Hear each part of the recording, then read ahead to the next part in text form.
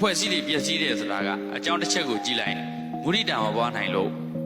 ရှင်များတို့ကြည့်လိုက်ဘယ်ဖွဲ့နေကြည့်လိုက်90ကတော့မုဒိတာမပွားနိုင်လို့အချင်းချင်းကွဲကြ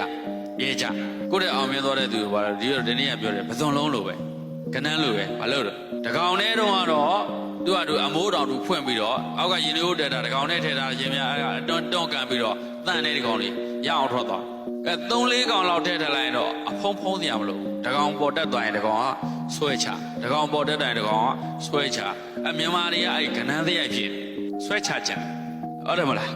အဲ့ဒါတော့ဒီလိုစိတ်ကိုဆွဲချတဲ့စိတ်အဲ့ဒီဆွဲချတဲ့စိတ်ကိုဒီလိုနိုင်ဖို့ကဘာစိတ်နဲ့သွားအောင်ဝိရိဒစိတ်နဲ့သွားအောင်ဟုတ်လား appreciative လုပ်ပေးရမယ် appreciation လုပ်ပေးရမယ်တော်တယ်တကယ်လုံနိုင်တယ်စွမ်းဆောင်ရည်ရှိတယ်နေ့စဉ်ဒီလိုတော့ဥပက္ခတရားနဲ့နေ့စဉ်နှလုံးသွင်းဖို့မြတ်စွာဘုရားရှင်ကပြောမထားဘူးလေကမ္မတက္ကဆိုတဲ့ဟာလေ